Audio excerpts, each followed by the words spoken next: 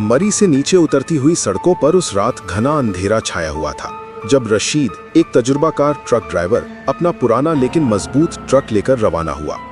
उसका साथी और क्लीनर बिलाल उसके पास ही बैठा था, जबकि तीसरा शख्स सिर्फ रेडियो पर आवाज की शक्ल में मौजूद था। एक अजनबी आवाज जो कभी कभी उनके रेडियो सेट पर बीच बीच में घुस जाती थी। रात सर्दी से जम रही थी। धुंध इतनी गहरी थी कि हेडलाइट्स भी बस कुछ फीट आगे तक ही रोशनी कर पा रही थी। रशीद ने सिगरेट जलाई और हल्का सा हंसकर बोला, ये रात अजीब लग रही है। बिलाल ने घबराए हुए लहजे में कहा, भाई मुझे लगता है हमें रुक जाना चाहिए। लेकिन रशीद ने ट्रक की रफ्तार कम न की। कुछ देर बाद उनका रेडियो अचानक खुद ब खुद ऑन हो गया। स्टैटिक की खराश भरी आवाज के बाद एक धीमी सी फुसफुस आवाज आई, वापस मुड़ जाओ, ये रास्ता जिंदा लोगों के लिए नहीं है। दोनों एक दूसरे की तरफ देखने लगे। रशीद ने रेडियो बंद कर दिया, लेकिन कुछ सेकंड्स बाद वो फिर से ऑन हो गया। इस बार आवाज ज्यादा साफ थी, तुम 3 हो, लेकिन वापस 2 ही जाओगे। बिलाल का रंग उड़ गया। 3? हम तो 2 हैं, उसने धीरे से कहा। रशीद ने गुस्से से कहा, बकवास है ये। लेकिन उसके हाथ स्टीयरिंग पर हल्की सी कांप रहे थे। ट्रक आगे बढ़ता गया और धुंध और घनी होती गई। अचानक रशीद ने ब्रेक लगाई। रोड के बीच में एक आदमी खड़ा था, सफेद कपड़ों में, जिसका चेहरा बिल्कुल अंधेरे में छुपा था। बिलाल चीखा, भाई ट्रक मत रोको। लेकिन रशीद ने ट्रक रोक दिया। वो आदमी धीरे धीरे ट्रक के करीब आया और बिना कुछ कहे सीधा पैसेंजर साइड का दरवाजा खोलकर अंदर बैठ गया, बिलाल के बिल्कुल पास। उसकी जिस्म से ठंडी हवा का झोंका निकल रहा था। बिलाल जम गया। उसने ना उस आदमी की तरफ देखा और ना ही कुछ बोला।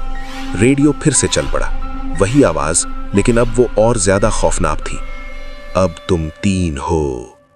रशीद ने रियर मिरर में देखा, लेकिन उसे सिर्फ बिलाल नजर आया। वो तीसरा आदमी मिरर में दिख ही नहीं रहा था। राशिद के हाथ से स्टीयरिंग फिसलने लगा। बिलाल धीरे से फुसफुसाया, भाई ये इंसान नहीं है।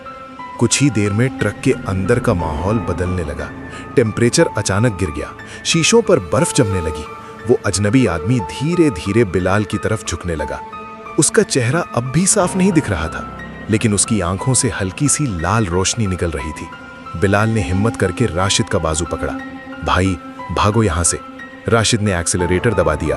ट्रक तेज रफ्तार से धुंध को चीरते हुए आगे बढ़ने लगा। रेडियो पर आवाज चीख उठी, देर हो चुकी है। और उसी लम्हे बिलाल जोर से चीखा। राशिद ने एक झटके से साइड देखा, लेकिन सीट खाली थी। बिलाल गायब हो चुका था, सिर्फ उसकी जैकेट सीट पर पड़ी थी। राशिद का दिमाग घूम गया। उसने ट्रक रोकने की कोशिश की, लेकिन ब्रेक्स काम नहीं कर रहे थे। अब ट्रक में सिर्फ 2 लोग थे, राशिद और वो अजनबी। वो आदमी धीरे धीरे राशिद की तरफ मुड़ा। अब उसका चेहरा नजर आने लगा, एक जला हुआ खौफनाक चेहरा, जिसमें आंखें गहरी, खाली, अंधेरी गुफाओं जैसी थीं।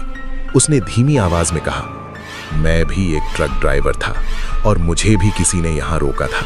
राशिद चीखता रहा, स्टीयरिंग को कंट्रोल करने की कोशिश करता रहा, लेकिन ट्रक सीधा खाई की तरफ बढ़ रहा था। आखिरी लम्हे में उसने रियर मिरर में देखा। इस बार 3 चेहरे थे, राशिद, बिलाल और वो अजनबी। अगली सुबह लोगों ने रोड के नीचे एक तबाहशुदा ट्रक देखा। पुलिस ने रिपोर्ट लिखी, ड्राइवर और क्लीनर दोनों लापता। लेकिन कुछ लोग कहते हैं कि उस रात के बाद से उस सड़क पर कभी कभी एक पुराना ट्रक नजर आता है, जिसमें हमेशा 3 लोग सफर करते हैं। और रेडियो पर एक आवाज आती है, वापस मुड़ जाओ।